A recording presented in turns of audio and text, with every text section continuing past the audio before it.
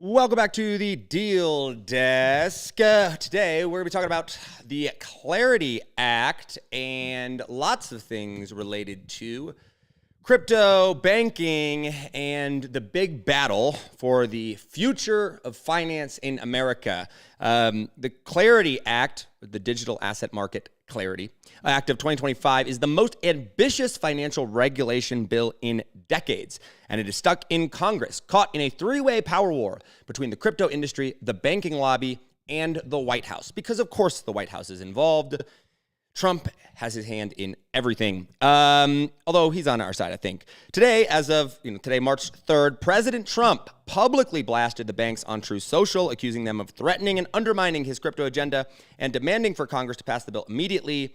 We've got lots to cover, and that's the topic for today. Stick around if you want to know what's going on in the finance land when it comes to banks and crypto and the blend of those. And really, I'm going to be honest with you, today has been kind of a slower day. I haven't been on X much. I haven't really been keeping up with too much, simply because I've got lots of stuff going on in my business. But when it comes to crypto and decentralization, that is always something that catches my eye. I think it's something that we'll continue to talk about here.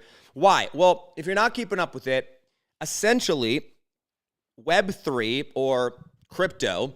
Actually, let me set this up here today, okay? Because this one's a little bit different. We're getting started a little bit late. Here's my goal for today's episode, okay? It is to catch you up to speed on what's happening in the world of like big banks versus crypto and that intersection, because there's a big fight going on right now, like a pretty significant, like bigger than most people realize. And really, this bill is going to affect not only the future of crypto and crypto adoption, it's going to affect the future of banks. It's going to affect the future of lending.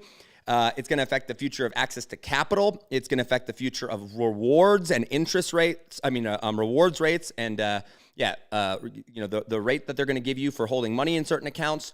There's a lot of stuff riding on this, and most people do not realize this. And so, whether you're interested in crypto or not, or even understand what's going on there, this is definitely one where you'll want to know, or it's good to keep up with. Okay. Now, I want to frame this up a little bit, because we've got some players and we got some stuff going on. There's some history to this, but essentially, right now you've got crypto, which I do think is important to mention. Bitcoin is different than crypto. There's Bitcoin, which does fall under, generally speaking, when people would say, Bitcoin or crypto, Bitcoin would fall under that. Although when I say Bitcoin, I'm talking about Bitcoin specifically. Crypto is all of cryptocurrency and decentralization, Web3, blockchain, currencies as a whole. Okay, so you have crypto in the crypto industry, and then you've got traditional finance, the banks, And there's this bill that essentially, and we'll kind of go through the rundown here, is essentially the crypto industry, particularly Brian Armstrong, who's the CEO of Coinbase. They're trying to get clarity on what's what when it comes to what's allowed versus what's not allowed in crypto. And it's a very, very significant thing. We've needed clarity for a long time. And obviously, I'm a big believer in Bitcoin, and I'm a big believer in crypto as a technology. And so the big banks are not happy. But Trump is on board with the crypto people. And so a brief overview of this is you've got this bill that they're trying to pass. And really the key players that are involved here would be, I'm going to pull up the list here because I wrote them all down because there's quite a few actually. But essentially, probably the most significant person here is you have Brian Armstrong. Okay, so Brian Armstrong is the CEO of Coinbase. And Donald Trump is obviously the president of the United States. You've got David Sachs, who is the White House AI and crypto czar. So like he's very, very much involved in this, and I'm a fan of him. You've got Patrick Witt, who's the White House crypto counsel guy. He's he's kind of running the bank/crypto negotiations right in the middle of all this. You've got some congressmen, some senators like Tim Scott, Cory Booker. You've got French Hill, and these are Tim Scott's on the Senate Banking Committee chair. He's the Senate Banking Committee chairman. Cory Booker's the lead Democratic negotiator. So you've got like a fair amount of people in politics, and then you've got the CEO of Coinbase, who's like representative of crypto and crypto as a whole. And then you've got the big banks and the big bank lobbies. And then you've got like the Fair Shake PAC, which is, crypto's political weapon, if you will. So all these players are going down. And really, the reason this is so significant is because what happens here determines the future of finance. Okay, so let's go through this because this isn't really today. This isn't a story necessarily about crypto. This is a story about who gets to control the future of money in America. And there's backroom deals that have gone on. There's power plays. There's billion-dollar business models that are shaping this. And I want to go through the setup of it. So we'll go through. I'll do a kind of a breakdown of how we're going to go through this. We'll do the backstory and the context. And the goal of this is to catch you up to speed with what's going on, why it's relevant to you. Okay, so Act 1, because we go through the story of things. For years, if we kind of back up, how we kind of got here and the story behind this is, for many, many years, really for like almost the last decade, crypto had like no oversight whatsoever. It was bad, okay? Like it was just the wild, wild west out there. There was lots and lots of scams. And so Coinbase and really all of any significant player in the crypto world, we believe that the future of finance is on blockchain, right? And not even just like from an investment standpoint of like getting rich, but like we believe the technology is going to revolutionize stuff. And I think there's, good grounds for that. And we've been asking the government, right? We've been saying, hey, look, please give us guidelines. Like, please give us guidelines, right? And so much so that Gary Gensler, who is the head of the SEC at the time, he, they literally went to the SEC and they were like, please give us guidelines of how you want us to report stuff on taxes. This is Coinbase. And they were like, no. And then Coinbase filed their taxes with all the crypto stuff. And then the SEC sued them for not being compliant on taxes. It was bad, okay?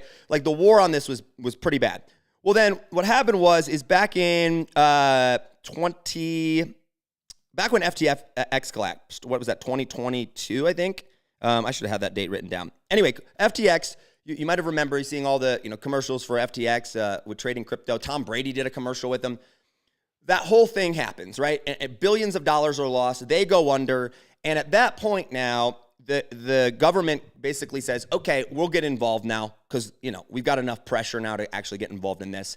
And so they go and they get together to pass the first ever stablecoin crypto law of any sort, which was called the Genius Act, okay? Now, we'll get to more into the details of that.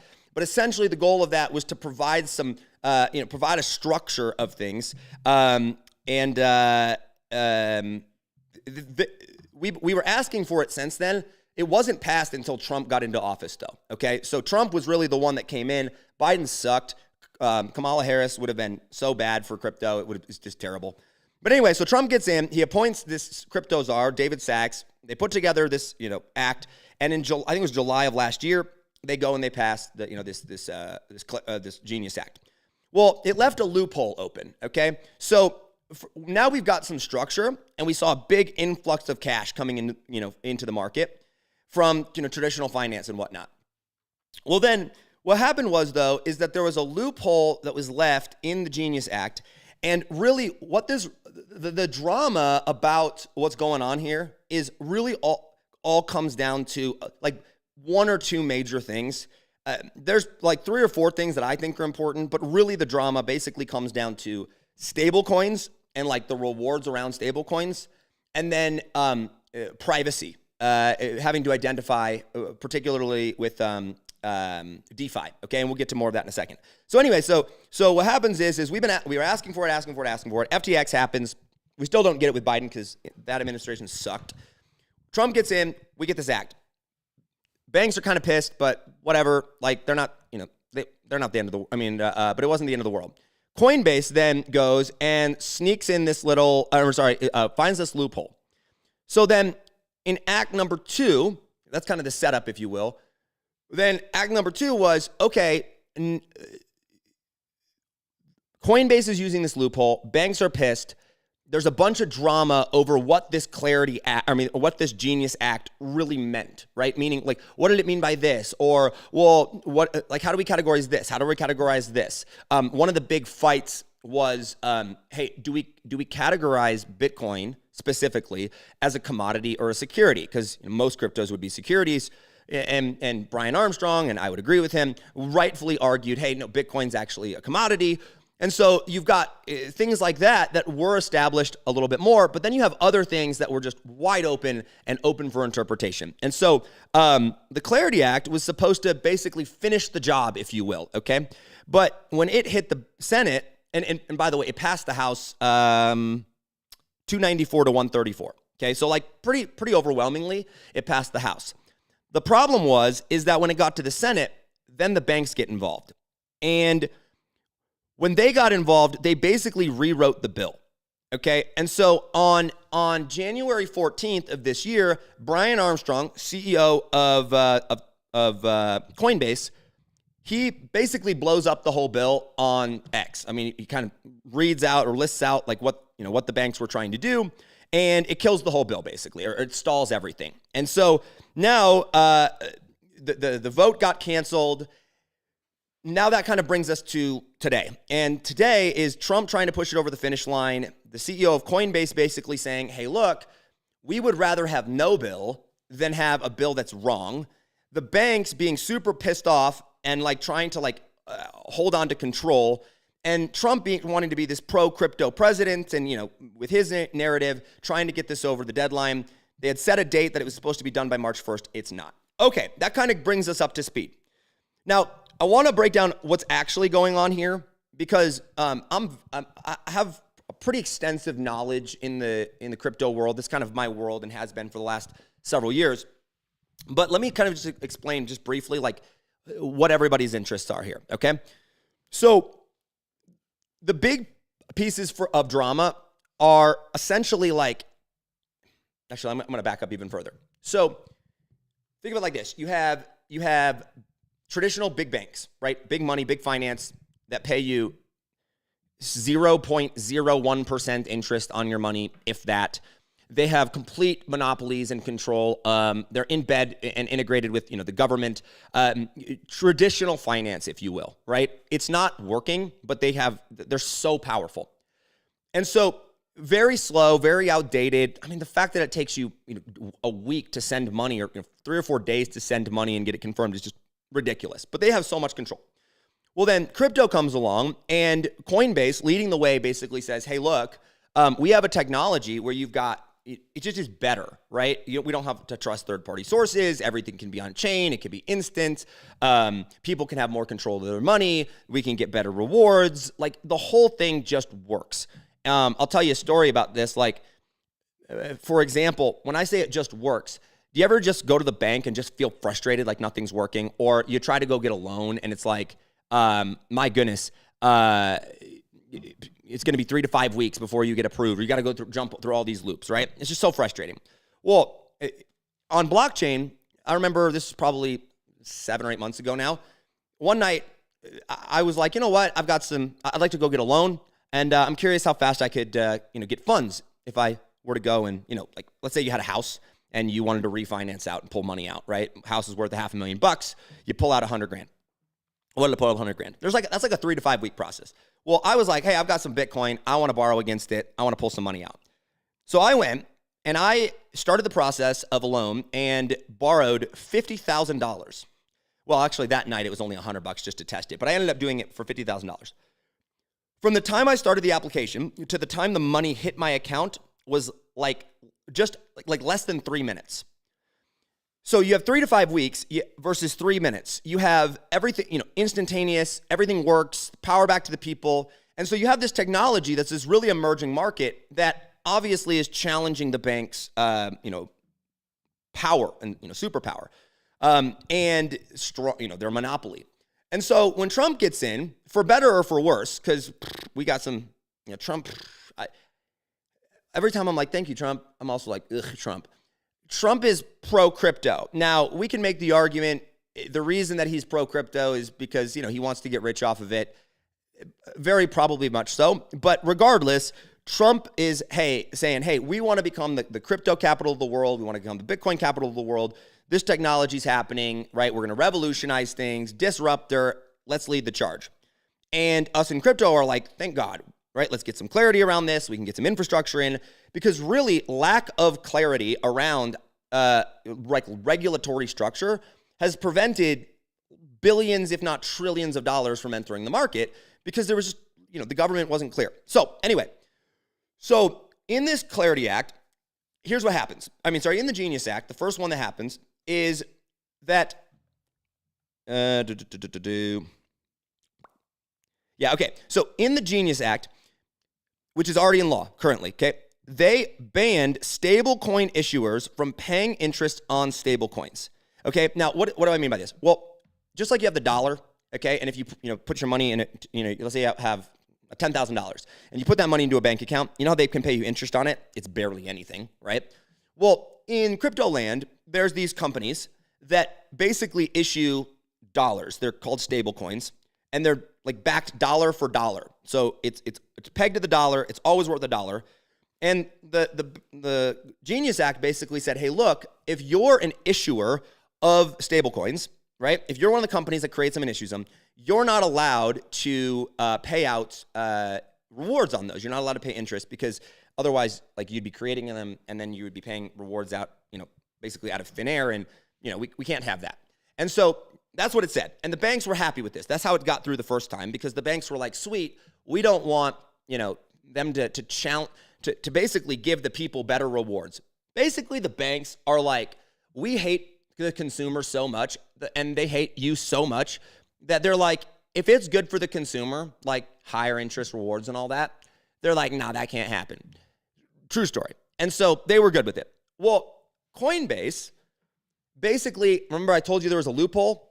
Coinbase basically was like, well, that doesn't mean we can't do it, because we're not an issuer of it, right? Coinbase is just, it's a platform for basically, like, think of like your trading account, like I don't know, TD Ameritrade or Charles Schwab or something like that, like for the crypto, right? It's a exchange. And so they're like, well, we're not an issuer of these stable coins, so we can pay out rewards. And so, they ran these big incentives. In fact, I put money on there. It's one of the things that got me over originally. And they were like, hey, come over, take all your cash from the bank, put it into these dollar for dollar backed stable coins. So it's the same amount, but we're going to pay you 4.5% or 5%, right? These high yield rewards, which is great for the consumer. It's great for the industry. But the banks freaked out, and they were like, look, you can't do that, because the bill says you can't. And Coinbase is like, well, no, we definitely can, because we're not an issuer. And so this became like a really big centralized point of contention, because the banks were like, hey, we don't want our power challenged. And if people can go and pull all their money out of the bank, and they can put it on a platform where they get 4.5% or 5%, It's instant liquid, it's liquid.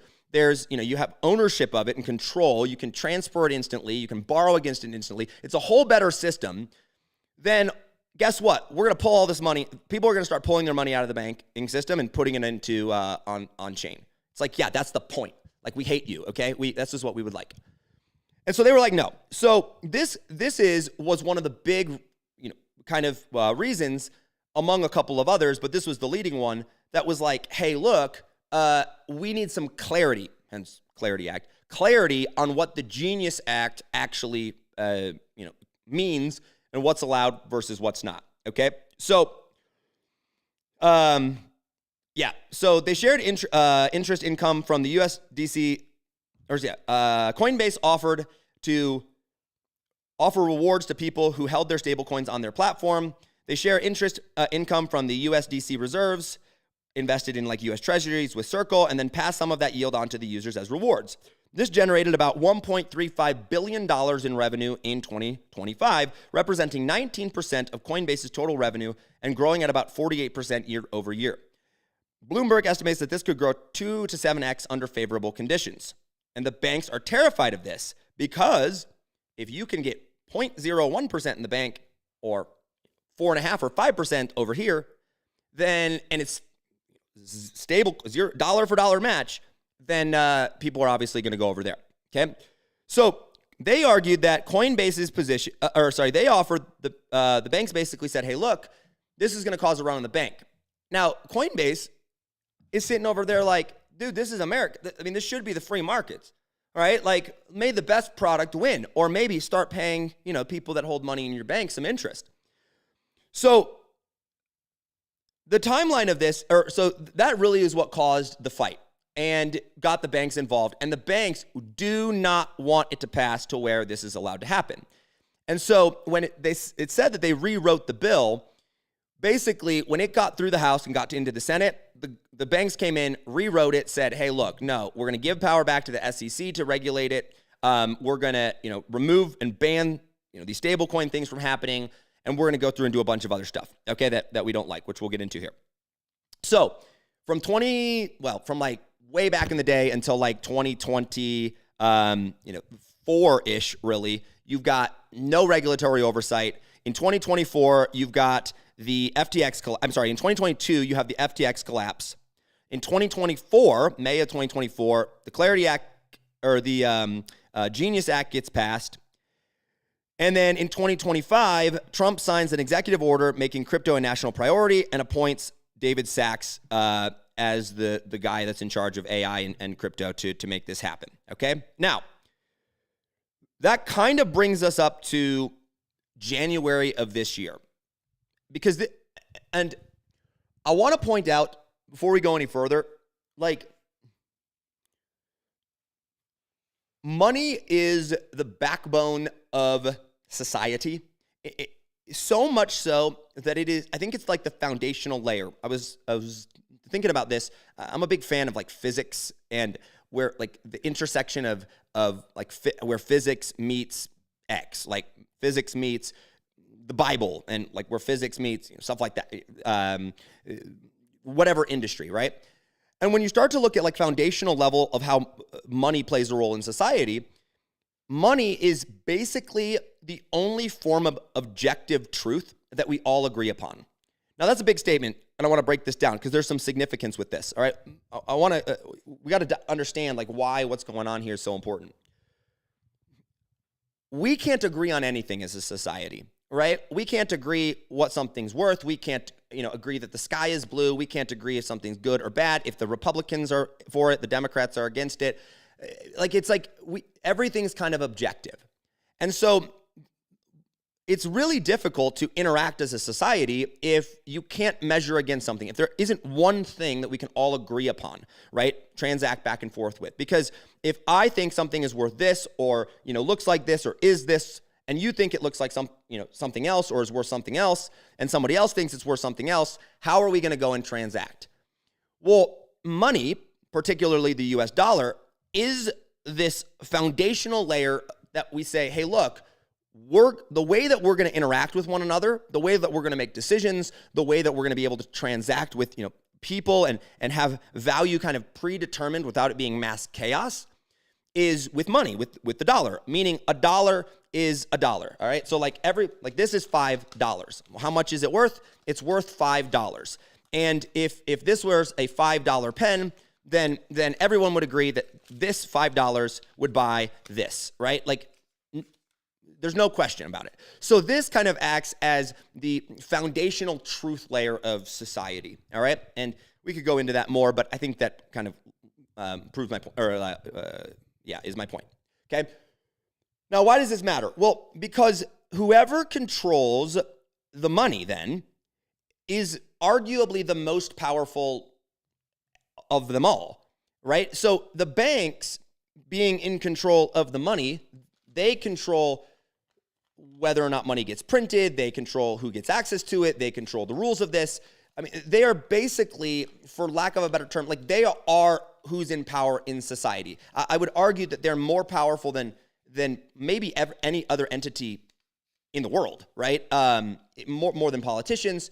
And so this affects all of our lives, money does. And so when you have this emerging market of crypto and finance and access to capital, all of a sudden, like changes in this can really affect all of us. And there's massive, massive, massive opportunity if you have better technology that comes along. And I don't think that it's a stretch. I don't think anyone's going to be like, no, that's not true. If I were to say the current financial system is broken, it doesn't work. It works for some, but it is in desperate need of an update.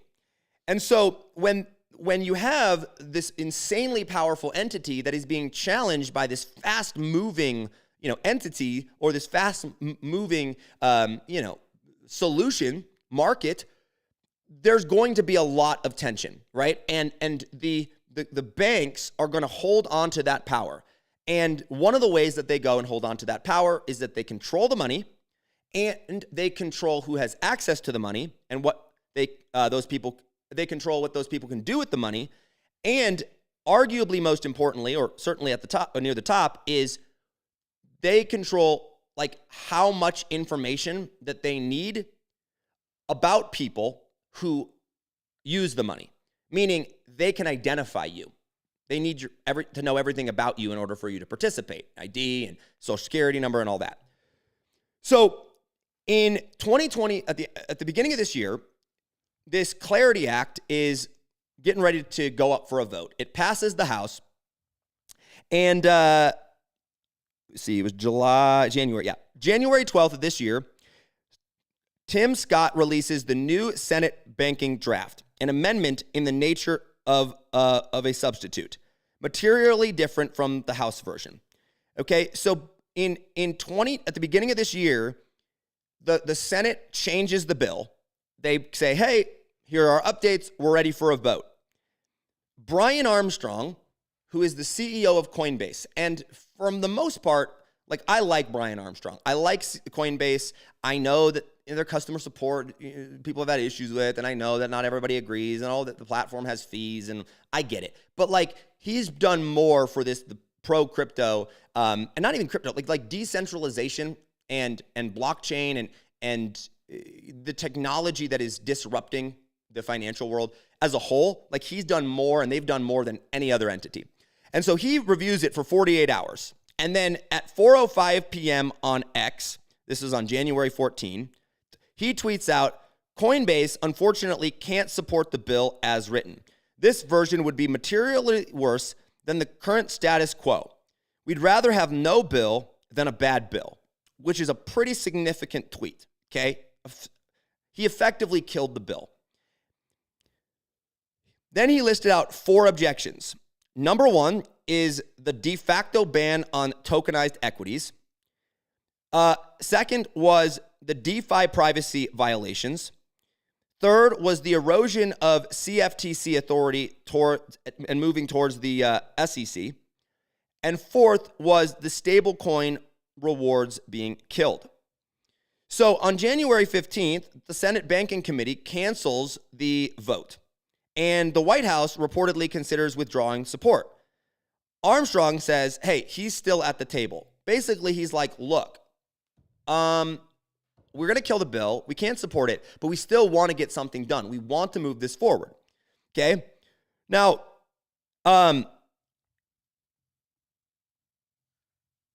without getting into too much details, there was some more drama around this. One of the Democratic, who was it? I think it was Cory Booker. Yeah. Okay, Cory Booker, one of the reasons that he wasn't in support of it was that he wanted a red line in place to where, like, basically Trump wasn't, like, the Trump family couldn't profit off of this, right?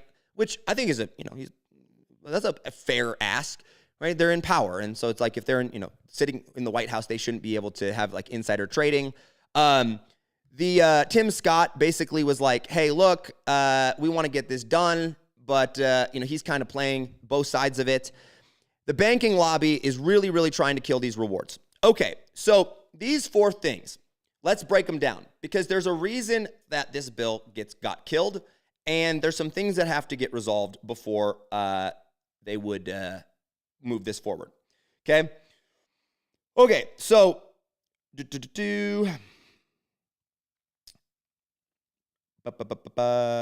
okay, actually, one quick thing first. If the Clarity Act were to pass, it would be like it would be a very significant bill because it would be the first comprehensive crypto market structure law in U.S. history, and the SEC and the CFTC jurisdictions finally get defined, ending decades of regulatory chaos, which is a huge deal, right? We want the CFTC to have more control versus the SEC, because the SEC, well, there's many reasons for that, but it would clearly differentiate who gets to control what. Crypto companies could register, comply, and operate with certainty. Billions or even trillions of dollars could enter the market. The stablecoin market, currently at $230 billion, could go and see an increase by 2 to 7x over the next 1 to 2 years. IPO windows for crypto companies would open. The U.S. would solidify their position as the crypto capital of the world. So we want to make sure that this deal gets done.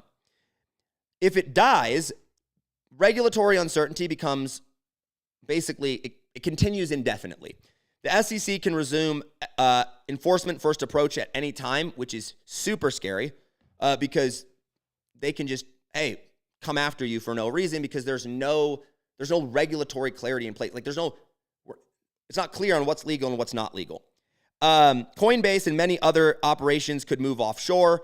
Innovation and capital would definitely migrate off of shore. And there's no way that the U.S. becomes the crypto capital of the world, okay? So here are the 4 things that Brian Armstrong wrote that he's like, hey, this can't happen, okay? The first is the stablecoin. Actually, we'll do it in order that I read it. Okay, first being the tokenized equities blocked. So basically, one of the things that you can do with crypto is there's this, it's called coming on chain. So basically think of, let me back up. Think of the banking system currently as like a big ledger, all right? There's this big, huge, record that the bank holds of all the transactions and all the assets. And it's actually kind of crazy when you think about it, because it's like, let's say you own shares of Tesla. It's like, okay, cool. Says who? Like, do you like own them? Like, do you have a record of it? It's like, well, yeah. Where? In my trading account, right? In my stock brokerage account. It's like, yeah, but like, that's just what they say you own. It's like you don't actually have, there's not a record that we can all look at. It's all controlled by, the banking system, okay? Well, blockchain, which is the technology underneath of crypto, is also a ledger. But the difference is that it's a public ledger, meaning that it is not held by or controlled by one single governing entity. It is decentralized and it can be verified independently. And so when we say we want to bring things on chain or that blockchain is disrupting the industry, basically what that means is that instead of using the bank's centralized ledger that they control and we have to count on them for, giving them all of the power. We're going to use our own. We're going to use a decentralized one that is instantly verifiable, that is much faster, that benefits the people, and it's called decentralization. We call that, it's called blockchain, and we call that blockchain coming. If we bring something onto the blockchain, we call that coming on chain. Okay, and so one of the things that happens is, or one of the things that we can do, and BlackRock, the CEO of BlackRock, Larry Fink, said this is a massive, massive opportunity, and BlackRock, the largest hedge fund in the world, is in the process of tokenizing all of their assets and bringing them on chain. So it's like the technology is sound. The biggest, largest hedge fund in the world is bringing all their stuff on chain. Well, the draft of the new bill that was rewritten in the Senate by the banks basically said, hey, look, by default, everything is banned from coming on the blockchain in a tokenized world. So you're not allowed to unless it's approved, rather than anything's allowed unless it's banned, which is a pretty big shift, right? And so they're saying like, hey, you can't tokenize real world stocks. You can't tokenize real world securities on chain. Well, that's a massive emerging market. And why the banks want that is because it essentially gives them all the control. They're like, yeah, you're using someone else's blockchain, or you're using the blockchain, right? Somebody else's ledger, but we get to control what comes on it, and you have to get it approved by us. It's like, well, screw you, dude. Like, no, we should be able to put whatever you want on. So that was the first thing. The bill basically said, hey, look, everything's banned unless we approve it. And Brian Armstrong was like, no. Second is that, what did I read off in order? I want to make sure I'm going in order here. The DeFi privately. Okay. Second is that there were what's called a DeFi privacy violations, or the DeFi privacy would be violated. So again, this is new technology. In the blockchain crypto world, there's this thing called DeFi, and DeFi is decentralized finance. And essentially, it allows for people to participate in the financial system on blockchain without revealing their identity. Now, that's not the entire premise of it, but it means it's decentralized rather than centralized. So, for example, if I wanted to go, let's say I wanted to go take out a loan, okay? There are these big, huge pools, they're called liquidity pools, on the blockchain that anybody can just kind of put money into, and I can go in there and I can borrow out of that pool. And in order for you to go in and lend your money or add money to the liquidity pool and start earning interest from it, you can just, you don't have to verify your identity. You just need a wallet. So anybody can kind of put it in. And hypothetically, I could go and borrow money out.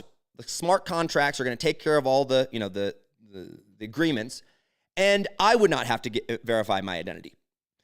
That's a general, broad example. And so this allows people to essentially get access to capital and opportunity and technology all across the world. And people can pool resources and participate without having to reveal their identity. And there's some huge pros to that. And I understand the argument of like, hey, we should, we want to know people's identity if they're for tax purposes, yada, yada, yada. But this bill basically said, hey, in order for anyone to have any form of decentralized protocol, every single user would need to verify their identity. Like, that kind of defeats the whole purpose of why we want decentralization in the first place. I don't need to know who is at all involved. I should be able to benefit without having to give up my identity and participate without having to give up my identity. And this technology allows for that.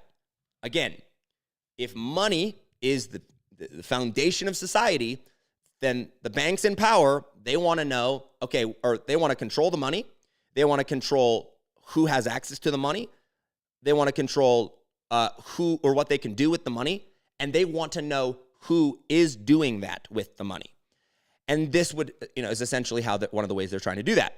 Brian Armstrong's like, no, not fam. That's a violation, and we don't like that.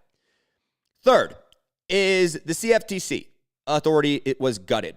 So in the House version of the bill, it gave the CFTC meaningful power over digital commodities, meaning it basically clarified and said, hey, look, SEC, you're not the one that's really going to have control over this and oversight. This gets pushed to the CFTC. Okay. Well, the Senate came back and said, no. We're going to take a lot of that power back and put it back with the SEC. And let's just say that the crypto community is not super a fan of the SEC. The SEC has been historically hostile and not a fan for obvious reasons. We're essentially coming in and trying to disrupt the entire financial system, but it's taking away their power and control. And I mean, they've with Gensler, thank God he's out. He was so bad. Okay, waging war on them, and it's like no. This gives a lot more power to who we would argue the crypto community would argue should have power over it, and that's a power battle. And then finally, and the biggest one, number 4, is the stablecoins rewards. So the Senate effectively banned platforms from offering yield/rewards on stablecoins, directly threatening Coinbase's $1.35 billion stablecoin revenue, which was 19% of their total revenue last year. Now, why is this significant? Again, I'm like, banks, stop sucking and maybe compete in the market, okay? If a company is going to offer their users rewards for storing funds on their platform, then let them create a better product. Once again, this was the banks basically saying, hey, we're not willing to give up our monopoly. We're going to go and make it illegal, not only for the issuers of these stable coins to issue rewards, but also for third-party companies like Coinbase to do so as well, which different people have different views, but I think the best objective view that we could take on it is simply, if you are pro-free market, if you are pro letting the consumer, you and I, decide and letting the supply and demand work itself out, letting the best product win, right? Having healthy competition, then you would be in favor of the stablecoin rewards being allowed. If you think that big banks should be in control, that the big banks should have final say over who can do what with money, if you are anti a free market, if you don't want the consumer to have the best options, then you would want this killed, because that's effectively what it was going to do. So that brings us up to February or January of this year was when he goes and blows this up. Now, as far as what's relevant to this show, I think that kind of summarizes it. I think, let me see here. Yeah. All right, so let's recap real quick, because that's to make sure we covered everything. So, phase 1. For years, all the way up until 2022, the crypto market was the wild, wild west. Like, some crazy, crazy stuff went down. It was kind of insane and super cool, but also a lot of scams. We're asking for clarity. And the SEC chair, Gary Gensler, had waged war on crypto, suing Coinbase and Binance and Ripple, calling nearly every token a security regardless of it. Companies start fleeing to Dubai, Singapore, London. FTX collapses in 2022, gives regulators ammunition, but also proves the need for rules. In May 22nd, on May 22nd of 2024, the House passes, Trump gets in, right? And the House passes the Clarity Act. And this is the first time a major crypto legislation was in place. Biden opposed it, and in 2024, Biden was still in office. So Biden opposed it, so it was dead in the Democratic Senate. In January of 2025, Trump gets into office and puts in the David Saxon as the crypto and AI czar, says, hey, make this the crypto capital of the world, bring some regulation and some regulatory clarity. They revisit the bill, They revive it, and it gets passed, and it's called the Genius Act, or the stablecoin bill. That gets passed on May 29th. It was reintroduced on February 4th of last year, 2025. On May 29th, French Hill introduces the Clarity Act. Hold on. Okay. So in July 17th of 2025, this was Crypto Week last year, the Genius Act, in a single day, the House passes 3 crypto bills: the Genius Act, the Clarity Act, and then the CBDC Anti-Surveillance State Act, which basically was like, you can't have we're never going to have a central bank digital currency. On July 18th, 2025, Trump signs the Genius Act into law, and the first federal crypto legislation ever becomes law. In that bill, the Genius Act, it explicitly bans stablecoin issuers from offering the interest yield. We talked about that, but it says nothing about third parties, and this becomes the grenade, the loophole that Coinbase exploits. In July 22nd of 2025, Tim Scott and Senator Cynthia Lummis released the Senate banking draft discussion draft. Negotiations fall through because stablecoin rewards, DeFi rules, ethical provisions, Trump's conflict, personal conflicts, the SEC versus the CFTC, all the stuff that we talked about. In these arguments go back and forth. The Senate rewrites the bill. We aren't happy with it. In January of this year, Coinbase blows it up, and then Trump gets upset and says, hey, we need to push this over the edge. He tweets out, or he assigns somebody from his staff and says, hey, get it done by March 1st of this year, which was 2 days ago. It doesn't get done. That brings us up to today.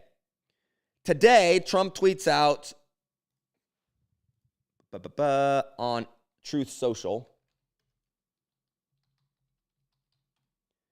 and says, oh my gosh, my page just refreshed, and my goodness, he tweets so much. Holy cow. Man, I might just have to look it up on X. Yeah, hold on. Trump Clarity Act.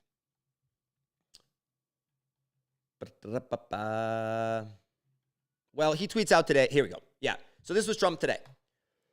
The Genius Act is being threatened and undermined by the banks, and that is unacceptable. Now, remember, Trump is pro-crypto as long as he benefits from it, and right now it's politically good for him. His kids have companies in it. They want regulatory clarity. Everyone knows this bill needs to pass. The fight is with the big banks, and Trump is in this weird spot where he's got to play both sides. I have no idea what's going on behind the scenes, but it's pretty obvious that Trump has campaigned on this idea of making America the crypto capital of the world. It needs to happen. It's being threatened by the banks, and that is unacceptable. We're not going to allow it. The U.S. needs to get market structure done ASAP. Americans should earn more money on their money.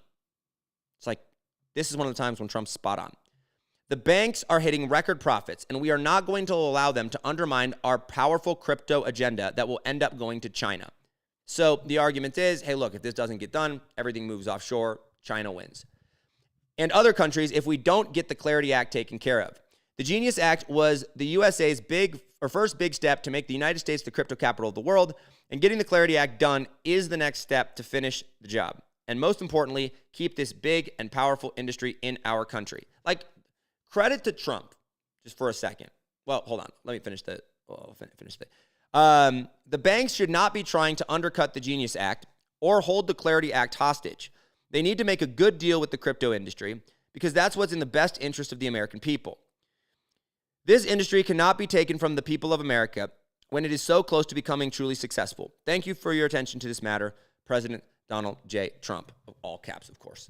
So, as we kind of wrap this up, a credit to Trump, because Trump understands, whether he actually understands it or whether someone in his cabinet that understands it is in his ear and really pushing this forward, okay, is that he understands, hey, look, this industry is emerging. And not only is this industry emerging, it is going to revolutionize the financial industry as we know it. It's going to change, like it's coming. And if we don't win, then it's going to go to our adversary. It's going to go to another country, and he doesn't want that. And so he's willing to pick fights and willing to go and push this thing over the edge. So credit to him for that. It'll be interesting to see how this all plays out. But really, what the decisions that need to be made are, number one, the yield compromise. Will stablecoins rewards be banned, permitted with restrictions, or left to agency rulemaking? This is like the key question. Like the number one thing holding up this bill right now is clarity around stablecoins and yields. That's like the number one thing, okay? Two is DeFi parameters. How much regulation applies to decentralized protocols and software developers, and how much privacy and identification needs to happen. Three is the SEC versus the CFTC balance. Does the final bill give the CFTC power the power crypto wants, or does the SEC retain expanded authority? I think this one probably is the least important as far as holding it up, and the most important long term as far as how the crypto industry is shaped. Next is the ethical provisions. Will the Democrats get the conflict of interest rules for Trump and officials? Without it, most Democrats won't vote yes. I actually side with the Democrats on this. I don't think Trump should have his personal interests involved in it. And then finally, does Tim Scott's Senate have enough to survive a markup? Right? He needs simple majority in committee, but without any Democrat support, the bill's credibility is damaged, headed to a full Senate vote. Okay, I think we'll wrap it there.